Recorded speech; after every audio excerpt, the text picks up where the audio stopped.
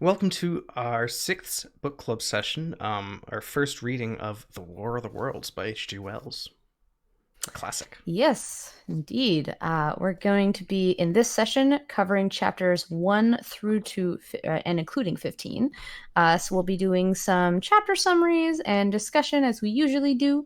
And I'll do I'll read the back of the book just to kind of give you some kind of description for the book itself. H.G. Wells's classic novel sees Victorian England invaded by Mars. As the Martians emerge, they construct giant killing machines armed with heat rays and impervious to attack. Advancing upon London, they destroy everything in their path. In a world in which the steam engine is state-of-the-art technology and powered flight is just a dream, humanity is helpless against the Martian killing machines and faces the threat of the massacre of mankind. So what's interesting is, let me read the back of mine. Oh, yes, please do. The War of the Worlds by H.G. Wells. No one would have believed in the last 6 years of the 19th century that this world was being watched keenly and closely by intelligences greater than man's and yet as mortal as his own. So begins The War of the Worlds, the science fiction classic that first proposed the possibility of intelligent life on other planets and has enthralled readers for generations. This compelling tale describes the Martian invasion of Earth, when huge, tireless creatures land in England. Complete chaos erupts, using their fiery heat rays and crushing strength. The aliens just may succeed, silencing all opposition. Is life on Earth doomed? Will mankind survive? A timeless view of a universe turned upside down. The War of the Worlds is an ingenious and imaginative look into the possibilities of the future and the secrets yet to be revealed. You went full news anchor or paper boy. Get your papers. Get your papers. Read all about it. Read all about anyway, it. Yes. Thank you so much, and we hope you enjoy. Yeah. So, so we start off this chapter, or the book anyway. The book first gives us it shows that it divides the novel into like different books. So chapter 1 begins as book 1, called The Coming of the Martians. Oh, does it? And chapter 1 is called The Eve of War. That might be in my copy too. It is. I just skipped that. Okay, fair.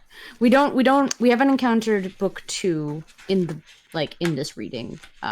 It'll be the next reading. Because oh yeah, book 1, The Coming of the Martians. I just ignored it. I didn't even know. Fair. That's fair. That's fair. So chapter 1, it's called The Eve of War.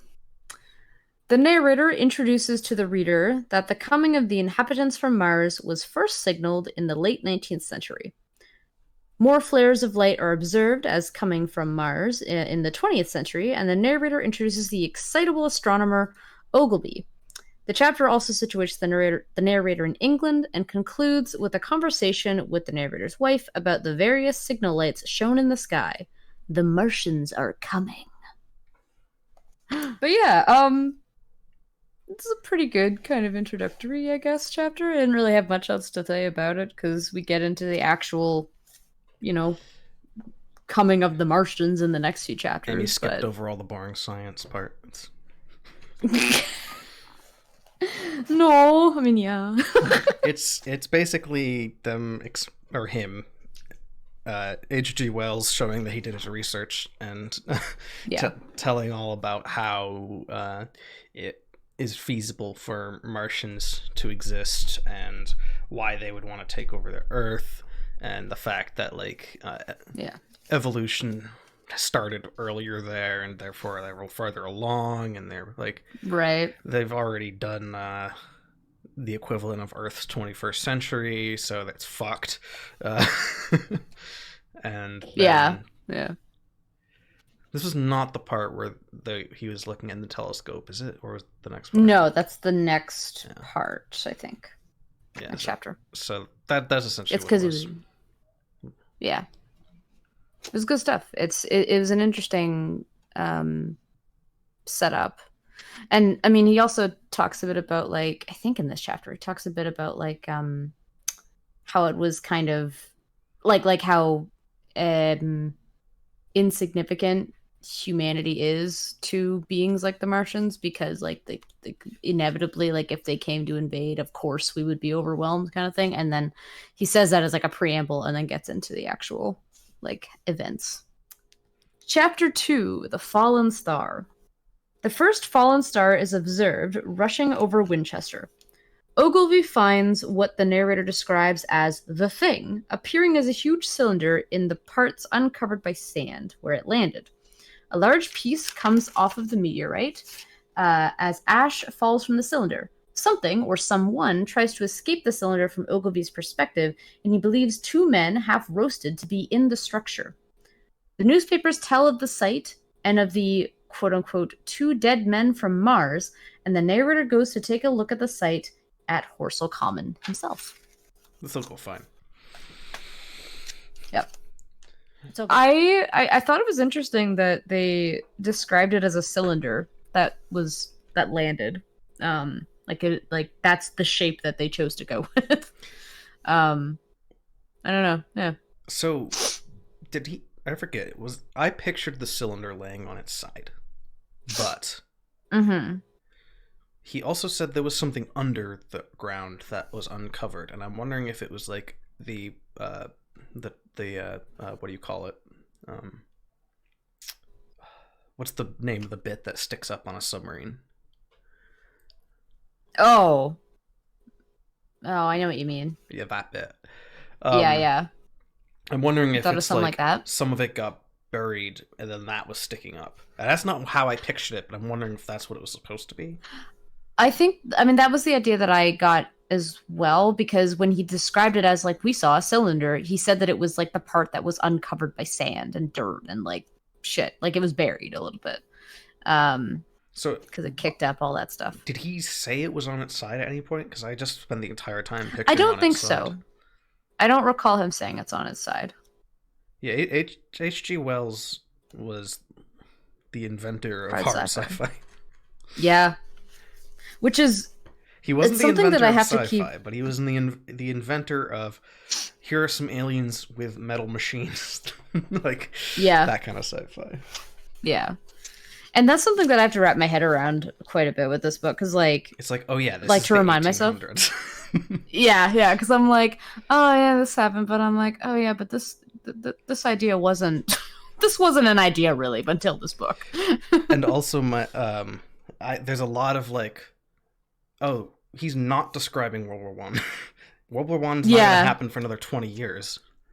Yeah, which is wild, honestly. I actually have some things written down. Let me make sure I haven't gone over. Well, there was some interesting stuff too about, and I don't remember if it was in chapter 1 or if it was the introduction.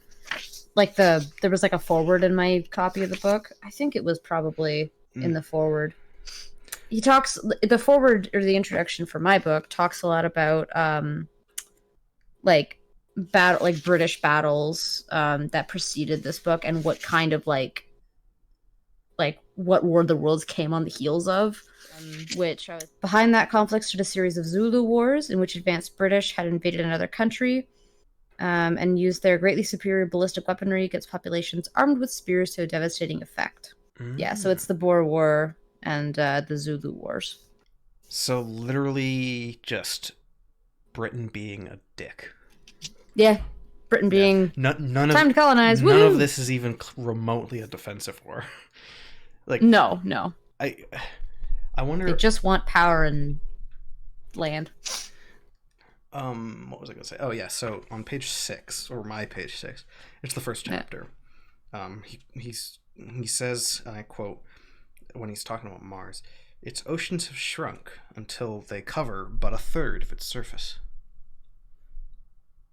Mm-hmm. Which, so in late 1800s, whilst they had a pretty good view of Mars to know quite a bit about it, they even know later on they know he mentions they know about element spectrography, which is like, I didn't think they could do that till the 50s, which is when you look at the color spectrum of a gas created by an element, and it the certain places in the color spectrum are black lines, and you can tell what element it is.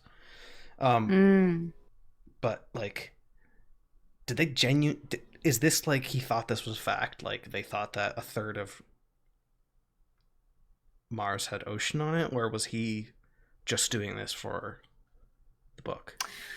Yeah, that's, I mean, difficult to figure, because like he makes great strides in making it sound, at the very least, as real as like as persuade like real and, you know, in a persuading way as possible, because frequently throughout the book does he situate like this is this English town, this is what happened in this little like, you know, nothing village or whatever, right? And then I went to this town, but he like and then specifies this town, street and names. this town, and this town. There's and then I so went many there, and then I went street to this names. town, and I went to this street on this town.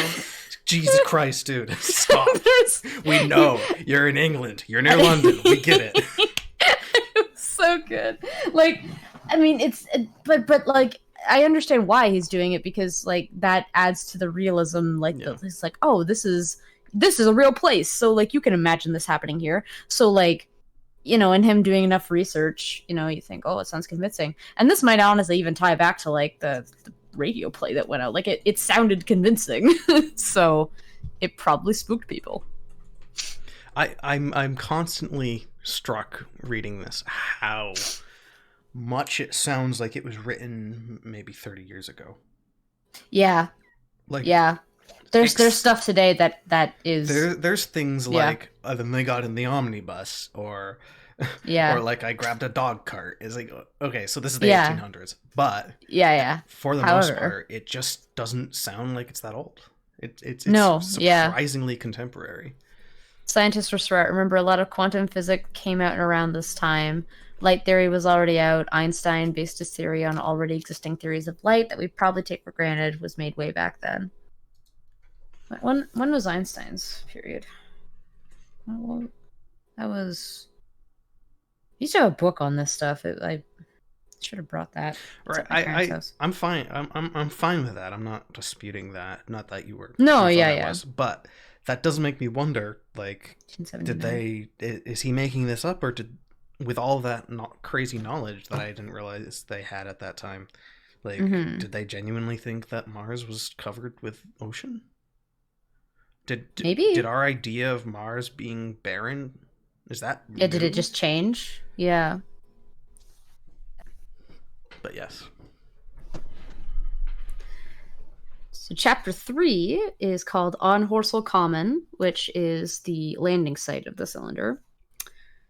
News spreads quickly, and people from all over rush to see the thing, with the promise that it's a message from Mars, according to the papers. The new summer blockbuster. It's the new hot story. Ogilvy, as well as a man named Stent, who is the Astronomer Royal, and another man named Henderson, who is a London journalist, start work to attempt to dig it out. And they ask the narrator to connect with a Lord Helton, the Lord of the Manor, because they want to put a light railing up to keep people back while they excavate.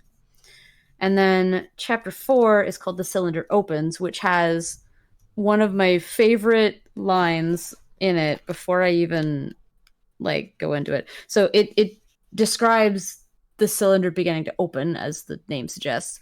But there was a little boy who had a line, and it was so English. I was like, oh my god. I remember this, but I don't remember what it was. A boy came running towards me. "It's a movin'," he said to me as he passed. "A screwin' and a screwin' out. I don't like it. I'm a-goin' home, I am." Fuck that thing, I'm out. I love how he does British accents. Oh, but he's British. Like he yeah. It's the only time in the whole reading. Well, he does it a few times. He does it a few times. He does it when people have thick accents, like old people and children. And children.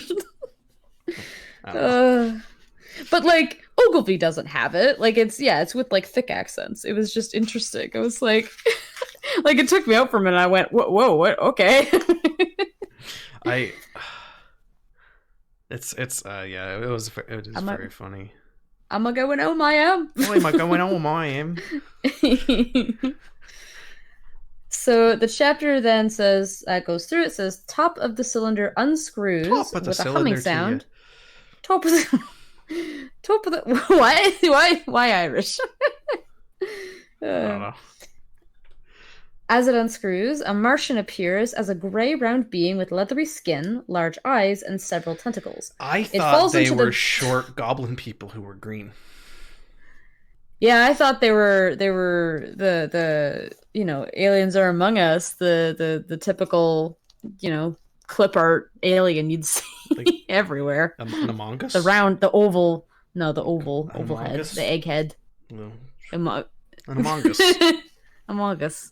True. Amogus. Mogus. But no, they're a gray round being with leathery skin. It falls into the pit painfully, and people run over or gather around for a further vantage point. It appears to hold, or the cylinder appears to hold several Martians, and that's where I left off. There is a word for those. I think it's like, it's gray something. I forget what though. Word for what? The gray. Oh, the gray egg aliens, egghead aliens. Oh, I forget what don't they're know. called though. She said Amogus. I did. But yeah, that was an interesting thing because I fully expected it to be like, considering that this has been such an influential work on everything. I was like, oh, they're just gonna be. He's gonna say they have egg-shaped heads and like large eyes, and they're gonna be like they're gonna be tiny green men, you know, but they're gonna be maybe a little bit grotesque looking. And I was like, nope, they are just not even really human looking at all. They're just I wasn't round. expecting meatballs. Meatballs with little spaghetti arms. You know those, you ever seen where people take a meatball and they stick dry spaghetti through it and then boil it? It's like, it's that. Oh yes, exactly. So the official term is gray aliens. That's actually just what they're called. I thought it was something more clever than that, but no. Oh, that's funny. They're the gray skin, large black eyes with elongated heads. They just call them gray aliens. That's quite funny. I love it. Yeah, they're just. I wonder where meatballs. I wonder where the idea of little green men came from. I've heard that a lot. Not gray, but I was gonna make a joke about it being literally called gray aliens. I bet it's from the 50s.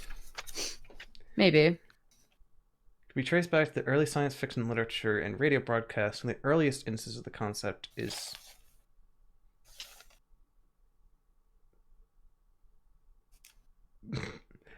the idea of little green men from Mars can be traced back to blah blah blah blah blah. War of the Worlds by H.G. Wells. In this novel, Martians depicted hostile creatures invading Earth, but interestingly, Wells did not describe those little green men. Thank you, very helpful. The association of Martians with the color green and diminutive size likely gained popularity in the mid-20th century with the advent of radio dramas. One of the most famous examples of the radio broadcast of the War of the Worlds in 1938. I didn't realize it was that much later. What was 1938? The Martians in the radio play were not described as green. Fuck you. In the 1950s, during the peak of UFO sightings, popularization of space-themed science fiction movies and comic books, the image of little green men from Mars became firmly entrenched in popular culture. These green-skinned humanoid aliens were often portrayed as comical or menacing creatures of the media. Blah blah blah blah blah. They don't actually give a source. So in the 50s, it was coming out more. I read that as in the 50s, yeah, but because he doesn't describe them as green. They're gray. No, it spends the entire first half of that entire thing talking about stuff that isn't little green men. Actively the opposite of what I asked for. Yeah, what I asked for. I was told there would be green men, and I've been had. H.G. Wells, you're a sham. What's interesting is the 50s is after the radio play. Wait, but Tolkien never described his goblins as little and green, did he? Oh, I don't know. I haven't actually officially read Tolkien. So When were when was Lord of the goblins Rings? first described as green? ChatGPT doing all the hard work. Oh, Warhammer describes their skin as greenish 1986. Not Green Warhammer? Goblin. Oh, the comic, the comic character. Oh, wait, okay. Goblins were not originally described as having green skin. However, between the 1920s and 40s, children's stories showed them as having green skin. So that's actually what I was thinking is the little green men from Mars thing. I bet that was influenced by the visual idea of goblins. Oh, interesting. Okay. Especially based on the time period of that. Now, I obviously Tolkien does not describe them as. I was thinking maybe from Tolkien, but I guess from other media. He didn't invent goblins. Did he even call them No, goblins in the book, or did he just call them orcs? I don't remember. I don't think he ever uses goblins. I think it's orcs. But I mean, I haven't He read the book, so I don't he know. means goblins. Sometimes he means orcs. Sometimes he says orcs and means goblins. It's a little confusing. Oh, interesting. Fair. Like I think in one of in possibly the Lord of the Rings he says goblins, and then in Hobbit he says orcs, so they were the other way around. I think it's the other way around. Okay, fair. But sometimes when he says orcs, he means like orcs, I think, or maybe the orcs are all supposed to be goblins and the Uruk-hai are different. You know what? I don't know. That's fair. I'm not a Well, Lord of the Rings nerd. yeah. Well, it definitely would have the idea of the goblins being green definitely would have been before whatever that was saying about Warhammer or whatever in the 80s, because like freaking D&D was popular in the 70s. Like, yeah, I think that was just Google being being silly. Was it today or yesterday? I saw someone posted they searched how old is the universe, and the first result, you know how Google like puts us like a banner result, was 26 billion years old. Because there was an article by some random thing that said scientists think possibly the Earth. So it just found the latest article and said this is the truth, and just said this is what it is. That's annoying. I kind of hate that. That's happened so often where it just takes a piece of an article and then it just no context. Like that's the answer. It's like, well, no, you literally just took a piece of this article. Notice that was from an article. They just like I would do that if I wasn't like really paying attention. Like if I was just sitting in here and just like, and I didn't know it was 26. Or it was 14. I would have looked at that and thought, yeah. I just would have Googled it. I would have said 26. Yeah. That's so dangerous. Yeah. Mm-hmm. I'm changing to DuckDuckGo.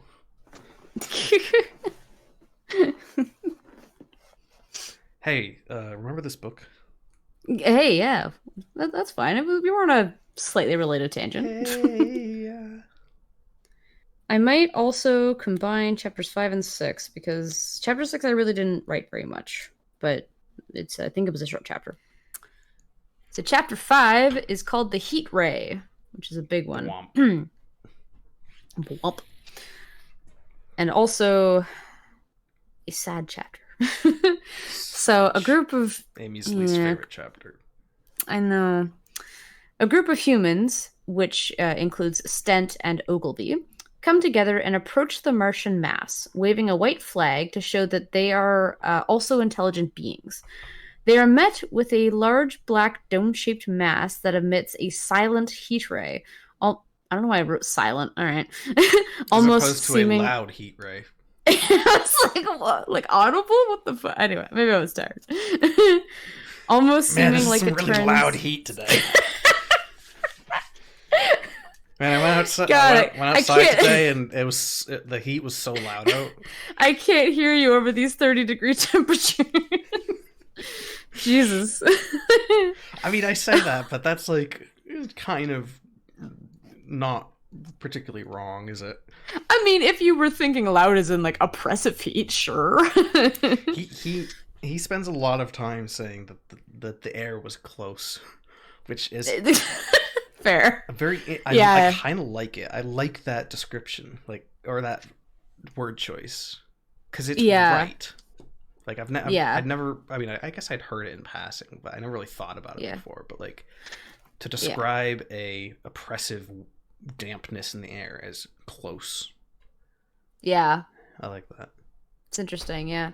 Well, and he takes I mean I'll finish going through the chapter, but he does like whenever he's trying to describe something like when he's seeing the heat ray, he takes a very like in part scientific approach to it, in part like this is Mm-hmm. just what I'm seeing because he says there was visibly we could see nothing because it was a heat ray and it was a flash and then there was just fire or like burning and it was It because he's trying to describe something that doesn't make sense, right? it So does make me wonder whether he's actually going off previous knowledge or if he's inventing stuff that happens to be right.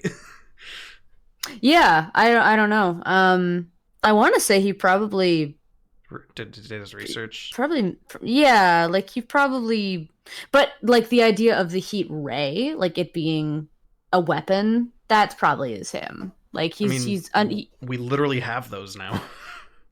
yeah, they're called true. microwave weaponry. That's a thing. Like that you it's actually I think the Navy was testing it a while ago. They uh, have basically big microwave cannons that they used, and they point them at like other ships and stuff, and it just heats up the ship, like literally Interesting. like a microwave oven, except Huh. concentrated. Yeah, oof, fair. Okay, so I'll finish the chapters and then I'll get to chat. Uh, so they are met with a black dome-shaped mass that emits a heat ray, almost seeming like it turns everyone in the group to fire. The narrator runs from his vantage point, terrified at what he's witnessed. And then chapter 6 is called The Heat Ray in the Chobham Road. And it's a short one where I said, word of the Martians' heat ray spreads to Woking, Ottershaw, and Chobham. People yell and scream that the Martians are coming. Like that's I all can't I read this wrote. book anymore. It's too woking. It's hashtag woking. Hashtag woking. Jesus. I want to talk a bit actually about the writing style. Like it's very much like it is the what I would like it's kind of like a bit of like a not really a journalist, like a science, it's a scientific like perspective of something that is like a journalist point of view because it's something that I would consider very similar to like if anyone's seen the movie oh fuck what's it called District 9. This is what it reminds me of a little bit, but District 9 is a little more like It's I'm a gritty I'm in this thing and I'm a cameraman and I don't know what I'm doing and a um mockumentary. yeah um I yeah just it feels to me, and I think more so than just tone of voice, the way he talks, it hmm feels like he's giving a report, like a yeah police yeah report or something.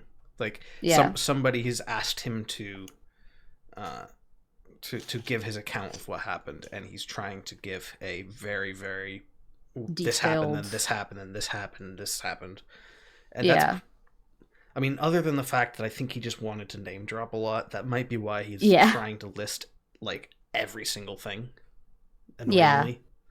to be as accurate as possible. Yeah, because it Yeah. feels like he's trying to get facts down. Yeah. Yeah. And I usually don't love that style of writing. I can understand why he's It doing it. works for this. Um it does. So It feels like a it's war report. interesting. Mm-hmm. Yeah. District 9 is amazing horrifying. It is. It is a very good I movie. that kind of brings up a point I had from the next chapter. So I'll wait. I'll wait. It's similar. Okay, sure. Sure. All right. And Chapter 7. his reference to his wife makes sense in that way too when you look at it through that lens, Yes. because she Oh, that's doesn't true. really have Yeah. anything to do with it. It's just this was what I saw. Then I brought my wife to Leatherhead, and then I went Yeah. back. Like Yeah, yeah, yeah. this isn't. Oh, I love my wife. She's so wonderful. Yeah. No, this is I'm telling my point of view of what happened. Yeah. And he's also like, I mean, maybe we can talk about it the next chapter of talking a little bit more about emotion and this character because I mean, It's for exactly the what I most was part, gonna reference in the next yeah. chapter. Okay. Okay, cool. So I'll read it then. So chapter 7 is called How I Reached Home. The narrator reaches Oriental Terrace and warns the people there of the Martian attack, though he is met with disbelief and laughter. The narrator arrives home and informs his wife of what he just witnessed. Calming and reassuring himself slightly, he recounts that the Martians have great difficulty leaving the pit at Horsell Commons, that they are very slow to move, and that being on Earth would be difficult for them with the difference in gravity and air composition. He mansplains. He mansplains. I left out a little bit, but he before he starts kind of reassuring himself as he's talking aloud, he is extremely panicked. Like, he's like, what I've just witnessed, I don't know. I've seen people die, like the people who burned from the heat ray, which I was like, no, Ogilvy, I liked you. Like, he's witnessing people just being flayed alive, and so he just runs home, and he's panting, and he's like out of sorts because he's like, oh my god, what did I just witness? And he talks to his wife, and then he just feels a little bit more calm, being like, well, no, like the gravity is probably 10 times or whatever, like what it is on Mars, and like this is an unfamiliar area, the oxygen makeup is, or the air makop is different, so it'll be fine. They can't really leave the pit. He's not mansplaining, he's man reassuring. He's man reassuring himself. His wife is just like helping support that, but like he's not like talking at her. He's literally just trying to calm the fuck down as he's like having a panic attack. I ran into the house and said I saw a bunch of aliens, and my wife's like, okay. Kinda, yeah. I like her. So she's like, oh my god, do you want some tea, honey? I wrote down, so when he comes back into the house, he basically just falls on the floor and yeah. Dissociates for like an hour, and I wrote that down because he describes it as, I am a man of exceptional moods, and right, yeah, he's describing dissociation, but I don't, I'm questioning whether they have that as a term or even as a concept back then, or if this is I don't think so. Yeah, if he just very accurately described a mental phenomenon without even realizing what it was. Yeah, I think, because like if he's saying I'm a man of many moods, I mean that's going to be around the time where like if people are like, moods. Well, you can't, exceptional moods, like you can't be emotional, you're a man, that's not the right thing to do, and like but like in this case it's like, well, I literally saw some people just die in front of, well, not in front of me, but like I saw people get murdered from a heat ray and just freaking toasty, and he's having toasty like a, well, it almost in a way it feels a bit like, if we're going on the war like continuing from the discussion we were having about how this book is on the heels of a series of wars like the Boer War and the Zulu Wars, it is a bit of like, what is that, the PTSD in a way of just like, I just experienced something, I need to process what the fuck I just saw, and then like he just has to have like a minute to like say it aloud and talk about it. But I don't think, because throughout the book, so far, at least throughout the first half, he mentions a lot of times his kind of mental state, his fragile mental state, in such a way that makes me wonder if H.G. Wells was like that and just didn't have a word for it, or if it's just for this character, because the level of, like, nowadays if I want to write about somebody who's bipolar, I just research bipolarism, right? Or I just, from society, I have a general idea of what that is, but if they didn't have really a sense of what that was, early 1800s already had case study of DID and dissociative disorders. Okay, so what's maybe DID? But like that's interesting. I didn't know about that. So I mean, maybe that was just, maybe he knew exactly what he was talking about, but just decided to to describe it in that way. Yeah. But I don't know. It feels like someone who either did a lot of research on that subject, dissociative identity disorder. Someone who either did a lot of research on that subject specifically, or someone who suffered from it and just didn't realize that they suffered from it. Oh, interesting. Yeah. Hmm. I but I wouldn't know. I mean, we can't ask him. He's dead. So, Yeah, unfortunately. did Freud ever examine H.G. Wells? What is his name? What does H.G. stand for? HG? Herbert Howard Greg. Gerald. I don't know. Greg. Herbert Gregathy. Greg. Harry Gary. Harry Gary. I like that. Harry Gary Wells. H.G. Wells. Now, is that his name or is that a pen name? Herbert George. Herbert George. Very nice. I literally constantly get him mixed up with. Actually, I get these three people mixed up every single time, and I can't do anything about it, no matter how many times I try to keep them separated in my mind. Yeah. H.G. Wells, Orson Welles, and George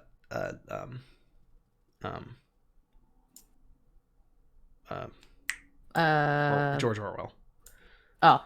All those names are just too close together, and they are all writers, I think. Wait, no, Orson Welles is not. He's an actor. He's an actor, yeah. But they're all like sort of like the, I don't know. They just seem like they're the similar vibe and similar names, and I always get confused. Dissociative identity disorder, multiple personalities. I see. I'm assuming this was a phenomenon that was just becoming more aware socially, so either the writer knew or collectively knew the base feelings of it. Man, he looks like a Herbert George. What's an image of this man? Let me look. He genuinely looks like a Herbert George. Herbert George. H.G. Wells. Let's see. Oh yeah, he really does. Let me pull up It's image. So Alpha, it's not that I don't think people were like that back then. It's I don't think they had an awareness of it. Yeah. And the lack of awareness of something kind of makes it hard to write about unless you are new. Yeah. So what Guru said, yeah, I'm assuming this is a phenomenon is just becoming more aware socially, so the writer knew or collectively knew the base feelings of it. Yeah, like because he mentions it so often, I feel like it's almost like because he wanted to have the narrator. I mean, if he wanted to have the narrator experience all of these like horrific things and then react to them, either he's experienced some kind of trauma. Like, was he a soldier in a war? I don't think so. But maybe he just researched or something and kind of took it from there. But like, because it happens so often, I think he would have to know, right? Or at least that's what I think would be. He was a teacher. A soldier, a teacher. Okay, that makes sense then. If it's more of a research thing, I mean, you could also experience like very stressful things and an artist in whatever role. Good man. They do have knees.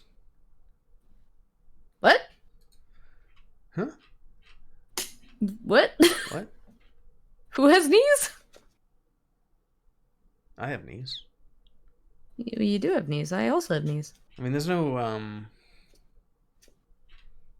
If he did have any mental health things like that, it doesn't say in his Wikipedia page. So fair. Wikipedia That's as far as we'll look. Of all knowledge. Yeah, as we know. Wells' views on God and religion changed over a lifetime. Early in his life, he distanced himself from Christianity and later from theism. And finally, late in his life, he was actively atheistic. That makes sense based on... I was wondering. Yeah. There is no God, only aliens. So when it said his views on God and religion changed over time and said early in his life he distanced himself from Christianity, I was expecting the next sentence was going to be, and later he embraced it. But no, it was he just got even further distanced. He was like, nah, fuck God. Get that shit out of my house.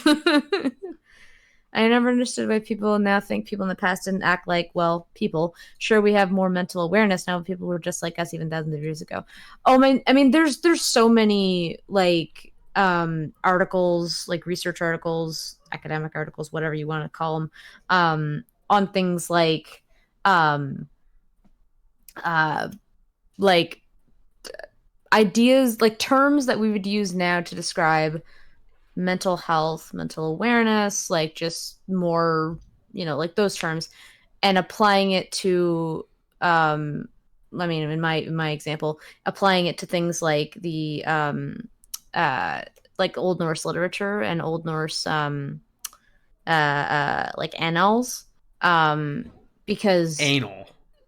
anal, jeez, um because there's so many, there's just little pieces like that, right, where it's like, oh well, this sounds like you're describing this. Now there's a lot of, like, I mean, that stuff is like freaking, like, I don't know, 8th, 9th, 13th century stuff. Like it's old, so it's difficult and problematic to apply our understanding of that to something that old.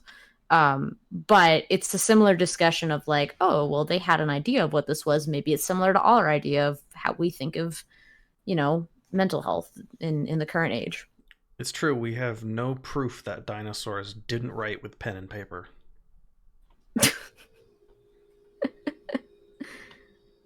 Uh-oh, she's going Viking mode. You won't like me when I'm Viking. You wouldn't like me when I'm Viking. A Viking. Chapter 8, Friday Night. The narrator describes the odd level of calm that sweeps over the people as the Martians stay primarily seated in Horsel, with only the occasional brave human soul, going close enough to the pit, the cylinder in the pit, and never being seen again. The chapter concludes with a second cylinder falling from the sky into some pine woods to the northwest. Do you know what?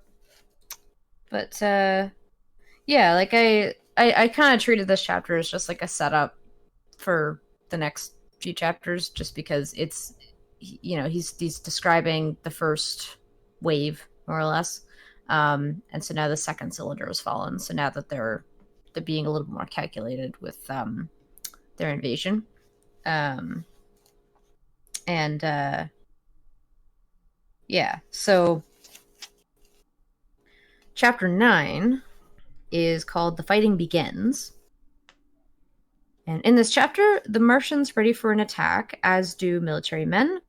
Trees around the Oriental College near Chobham are set aflame, and the narrator and his wife hurry to secure a dog cart and provisions so they may quickly leave for Leatherhead. The hell's a dog The cart? area... I don't know. I assume it's like a wagon, but I don't know. The area is evacuated by hussars or light cavalrymen. This was also one of the chapters where I was like, I need to look up words now. Like, I don't know what this is. Like, what's a hussar? Cavalryman. All right.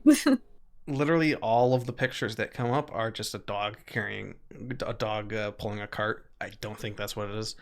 But I mean, it might be. A dog cart is a light horse-drawn vehicle originally designed for sporting shooters with a box behind the driver's seat. It's a chariot, basically. It's a slow chariot. Oh, okay, fair enough.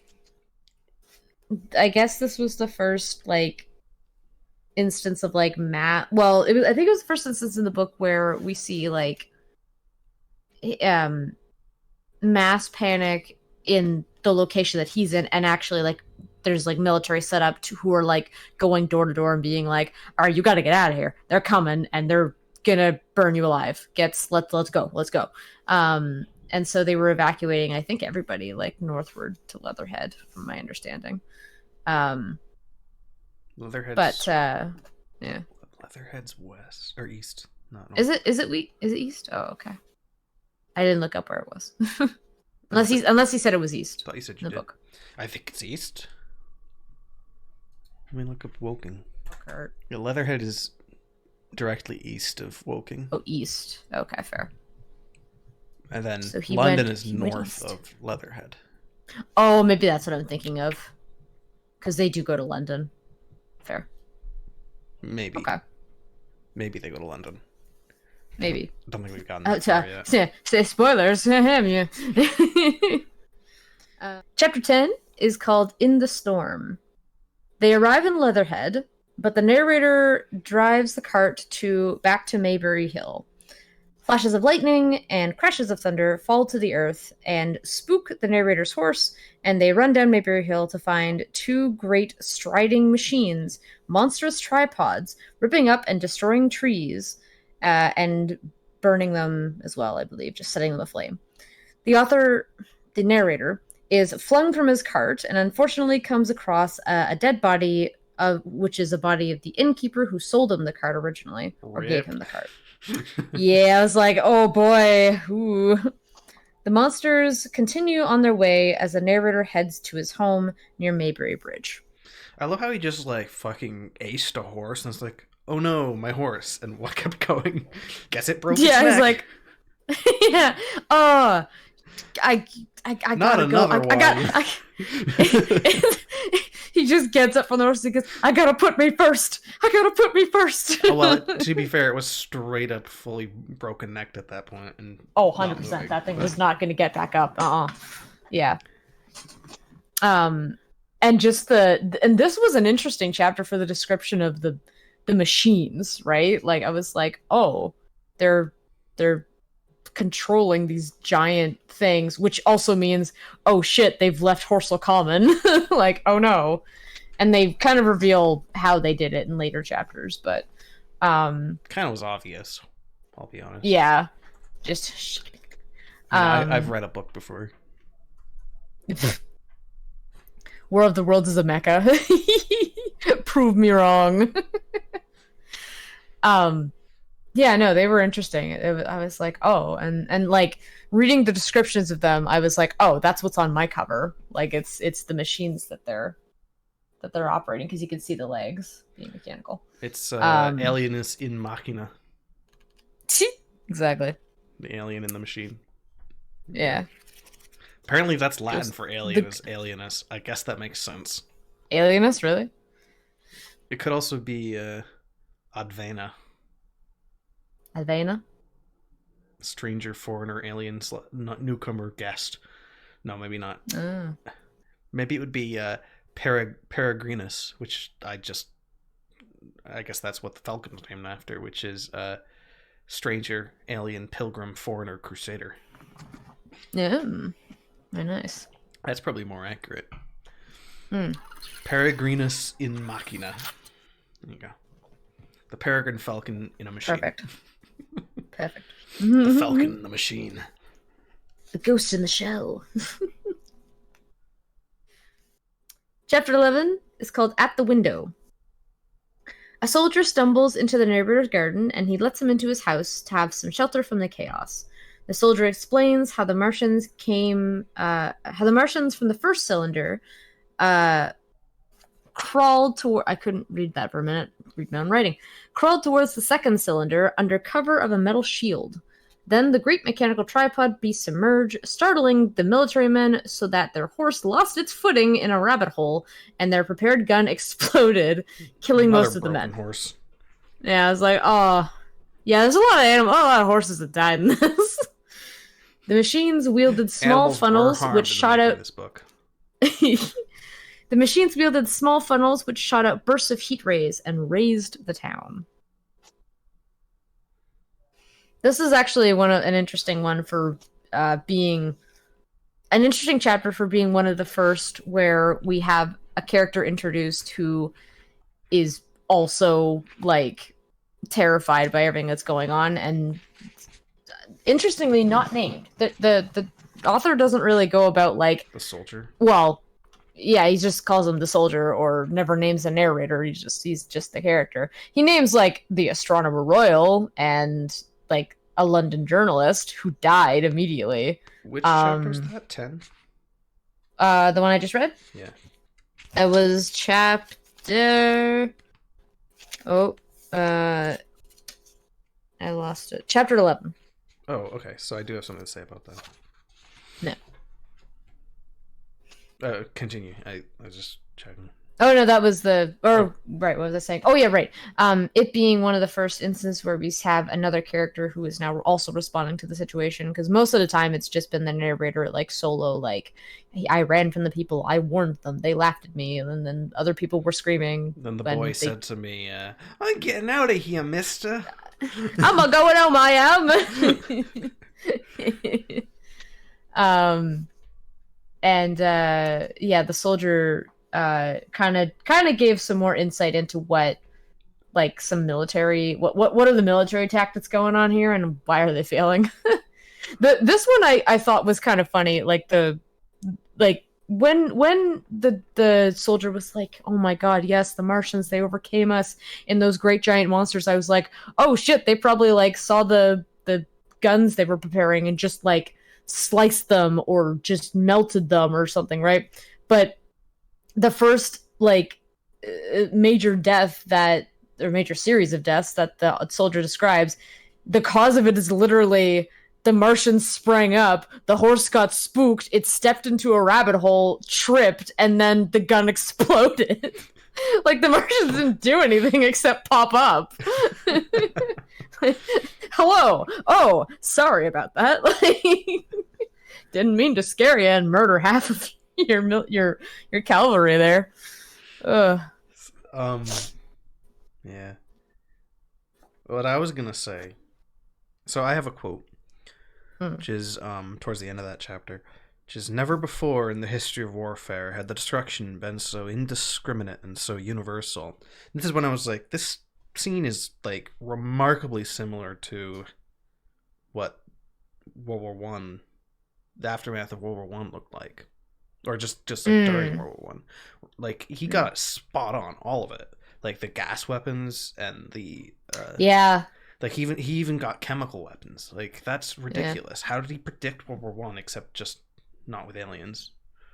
Like Yeah. Yeah, I hadn't thought about that actually. That's fair like though. there's Yeah, no way they it's were far using before. chemical weapons properly before that, and they weren't like doing No, because it was indiscriminate it was a ways into the warfare. war that And they were doing it. Yeah. you know, Yeah. Well, I mean, and he even like he kind of like alludes to something similar, I mean, they were in even terms of doing what the aliens were trenches. doing. Yeah, mentions the trenches, but even with like the smoke, the poisonous vapor that comes later, Yes, like it's that's like mustard gas and all that. So, I did look it up. It doesn't exist. Like he wasn't referring to a real thing. oh, Nobody okay. nobody knows what he was referring to, or if he was. So because Interesting. he described it in such detail that it was like this is definitely like meant to be something in real life that he'd heard of or seen, but nah, I guess it Yeah. doesn't. It's not. Yeah. Hmm. Interesting. Interestingly, part of that discussion was, um, even though it was fake, they think the way it works, or some people think the way it works is it reacts with the argon in the atmosphere, Oh, which okay. makes zero sense because argon is non-reactive. It's a noble gas. Oh, So hmm. Interesting. that's Hmm. probably wrong. But Yeah. anyway, there's a bit of a side. Moving Yeah, on. no, Yeah. that is interesting. Yeah. Um, looking for a book about aliens hell bent on exterminating humanity who showed up suddenly and they succeeded, and a handful of humans are taken as slaves, and it turns out the aliens didn't decide to commit genocide. It was their AI. mean. So, chapter 12 is called What I Saw of the Destruction of Weybridge and Shepperton. The narrator and soldier leave the house, traveling to Byfleet and then finally to Weybridge, where a great battle takes place between military men and 5 of the Martians. The humans are successful in their attempt to harm one of the Martians, and by harm I mean kill, pretty sure it died, and the others grow into a fit of destruction after seeing their fallen comrade. To the narrator's genuine surprise, he escapes alive. Some shit happens in I'm looking up our Shepperton. way bridges. Weybridges, yeah. Is it WEY or AY? EY.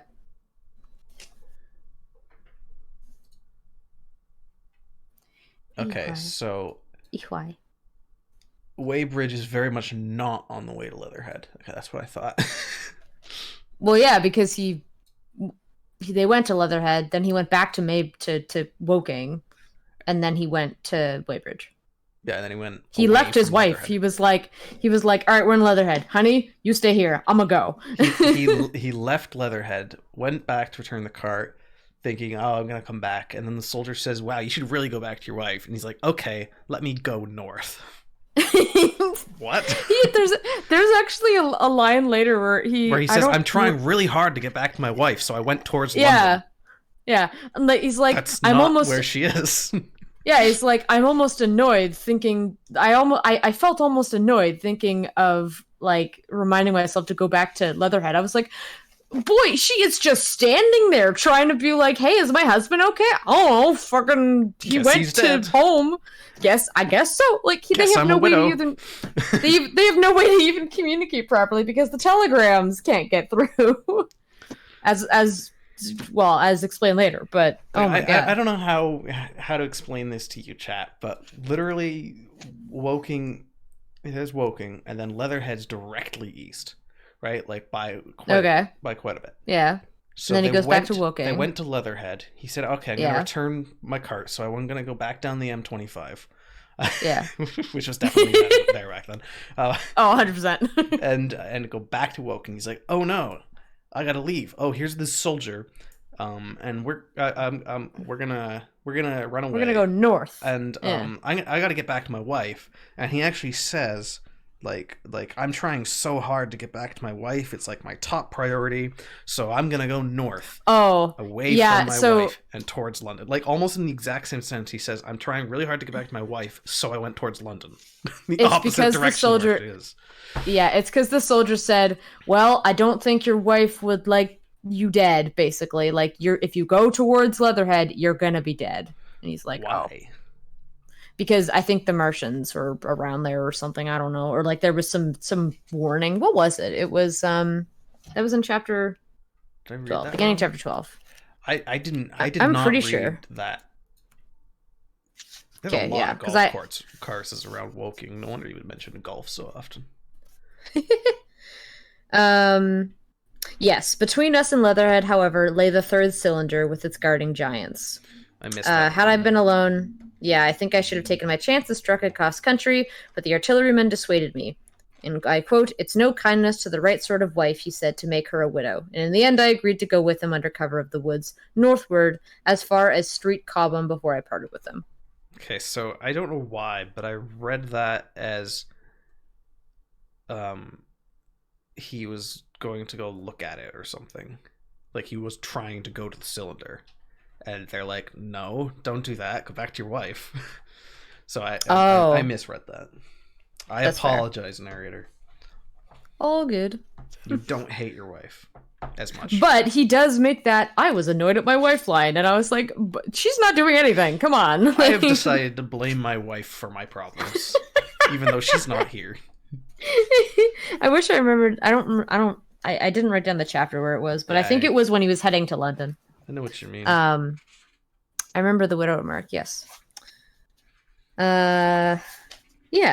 So this was also the first chapter where the humanity succeeded in killing one of the Martians, which is pretty big. Crunch. It got its leg. It crippled it, or they crippled it, and then they like shot it with their guns. His description of how like it fell in the water, and then suddenly the water just started boiling. Yeah, was so extra. Like that's not how that works. Like I liked it, but that's fair. It's true. Like, it's not how it works. How would it boil an entire fucking river so bad that it like sends this tidal wave of literally scalding water? Like that's not how that works. I mean, aliens it would heat up in the general area. But yes, water is a giant heat dissipator. They're magic aliens. They just immediately turn all of the water boiling. It touches water and it's like when they touch it and it's just like a flame, a sound effect of a flame just like this? Yeah. Oh, that doesn't make There any we go. noise. Yeah, like a lighter, a click, and then it's dumbass quiet boiling. fire. Ugh. Quiet fire. Oh god. So chapter 13 is the one where I was talking about, where he's traveling towards London, and I thought he landed in London, but I'm going to check that. So chapter 13, How I Fell In with the Curate. The narrator travels towards London by boat, terribly hungry, thirsty, and soaked. A curate, or clergyman, finds him and recounts the horrors of the Martians' attack on Weybridge. The narrator tells him that one Martian was killed, to his surprise, and after hearing some troubling noises nearby, the two travel northward to safety. This was also the chapter where about his wife. So he goes, I seem to remember talking wanderlessly to myself during that last spurt. I was also very thirsty and bitterly regretful I had drunk no more water.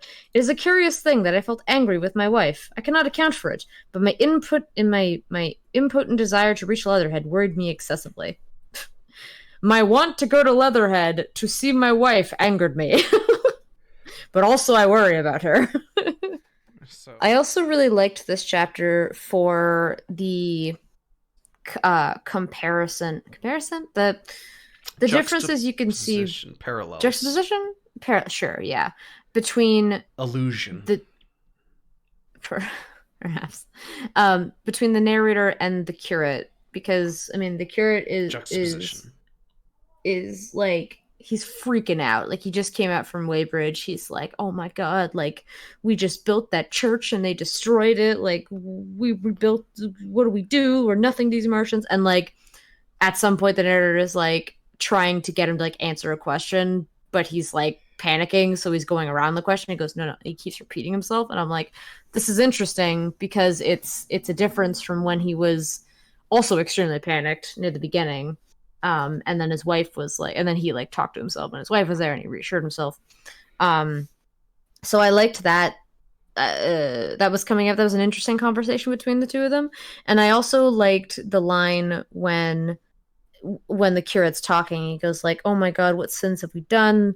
The morning service is over. I was walking through the roads to clear my brain for the afternoon, and then fire, earthquake, death. All our work undone. All the work. What are these Martians?" And the narrator goes, "What are we?" I'm like, ooh. Yeah, I like it. This is where shit. I was like wondering about Wells' theology. Like, I have. Oh right, yeah. My quote I got down is, "Do you think God has exempted Weybridge? He's not an insurance agent." Yeah. Be a man, or is how that starts, or whatever. Like, yeah, okay, jeez. What about my religion? Yeah, I mean, he's a curate. He's all he knows is God. Like, people are dying, but my religion might be wrong. And then he's like, "How can they kill God's creatures?" He's like, they're fucking aliens, dude. They're not demons. We know they're from Mars. This man's out here just having a crisis of faith. Yeah, here's the full line. "Be a man," said I. "You are scared out of your wits. What good is religion if it collapses under calamity? Think of what earthquakes and floods, wars, volcanoes have done before to man. Do you think God had exempted Weybridge? He's not an insurance agent." Insurance agent, man. I forgot about that. That is a good line. How and he just doesn't even respond. Ministers be killed. I saw it happen. She's fucking. What can I tell you? They just did it. I thought that said monsters. It says ministers. No, it's ministers. Yeah. So it's interesting how he called. Why is he calling, like, that's humanity, right? He says one of them was killed yonder, not 3 hours ago. Killed? How can God's ministers be killed? He's calling the creatures God's ministers. The creatures. Yeah. Which I actually wanted to bring that up because maybe. Is that why he's freaking out? Because these are supposed to be angels and they're not. Oh, that's an interesting idea. I like the "what are we" part, but then the dude just continues on about religion. Yeah.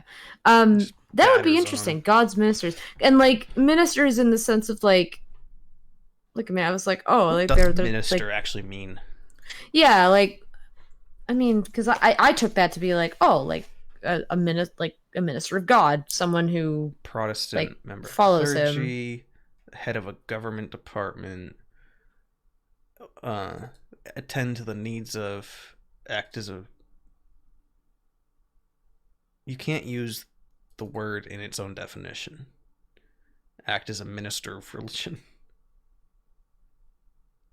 So, like, one who administrates. So he's calling Yeah. them God's administrators, basically, or God's little helpers.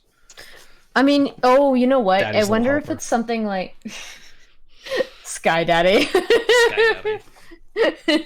Well, because I wonder if it's something like the rapture, like that whole thing of like, because he's saying like, what sins have we committed? Which makes it seem like, well, God's punishing us because we did shit. I don't know what we did, but that's maybe how he's viewing it, as the aliens being the ones who are coming down and being like, you fucked up, humanity. You're all gonna get murdered now. Sorry, it's God's will. Man, that's rich. What sins have we committed, coming from a clergyman?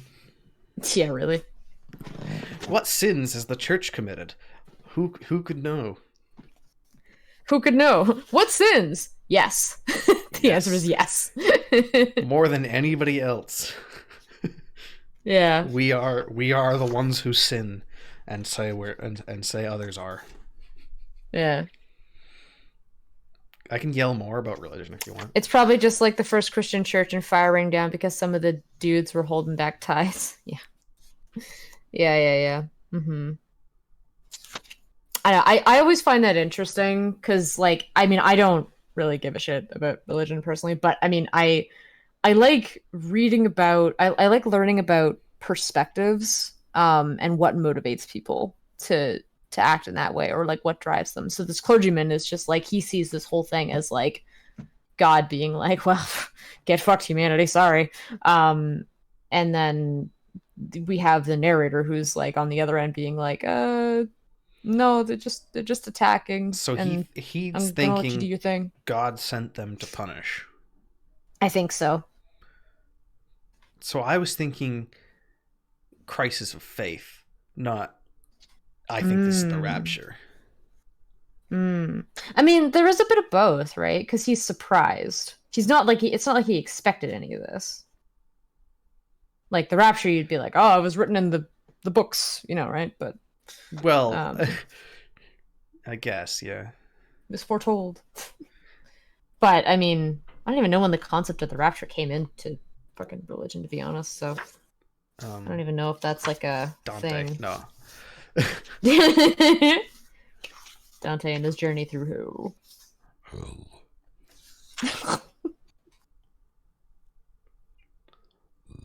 Yeah, anyway, it's a chapter that I liked, but I understand what you mean, Guru, of just like, oh yeah, this guy's gonna be all about religion. Yeah.